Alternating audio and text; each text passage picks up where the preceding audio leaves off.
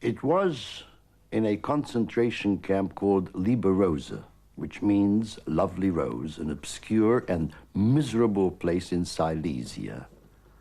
I was 14 years old, but already an experienced prisoner. We were slave laborers who were up before dawn and worked until dusk, rain or shine, hot or cold. The only time for rest we had were a few hours on Sunday afternoon.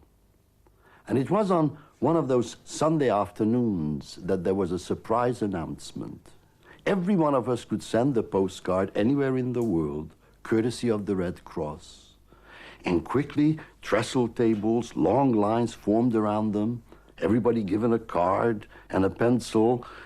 The sort that you had to lick before you could use it was an indelible one. The prospect of contact with the outside world was so exciting.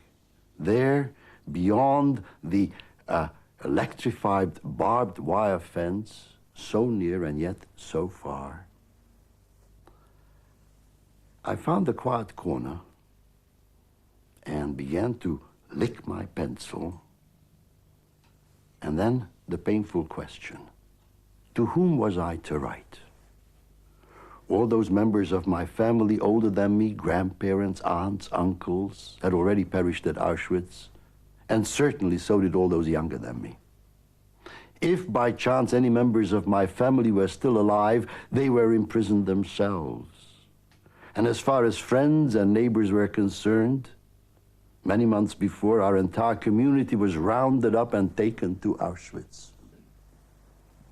We did have some relatives in America and a few in Palestine, but neither my father, who was still alive and in prison with me, nor I, we even didn't know their address. Gradually came the realization that as far as I could see, there was no one anywhere in the world to whom it mattered whether I was alive or not. And so I went back to the trestle table, returned the blank card together with the pencil, and so did hundreds of others.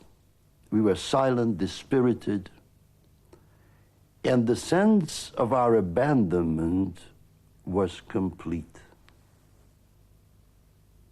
The only thing I had to show for this experience was a purple stain on my tongue and my lips, and that took several days to wear off.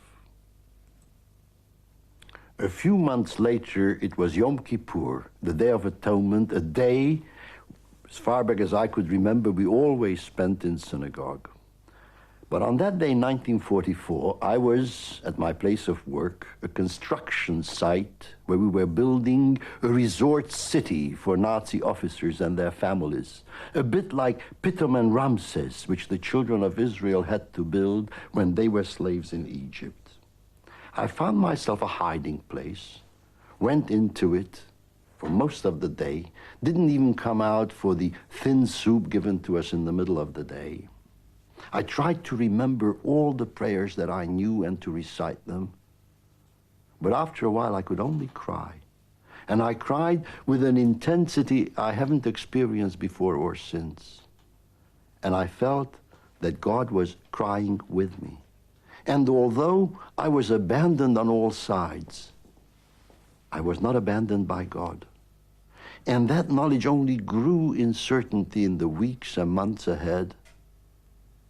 And I think it enabled me to survive as a person who cherishes the gifts of life and family and friendship. People sometimes ask me, where was God at Auschwitz? I believe God was there himself, violated and blasphemed. And the real question is, where was man at Auschwitz?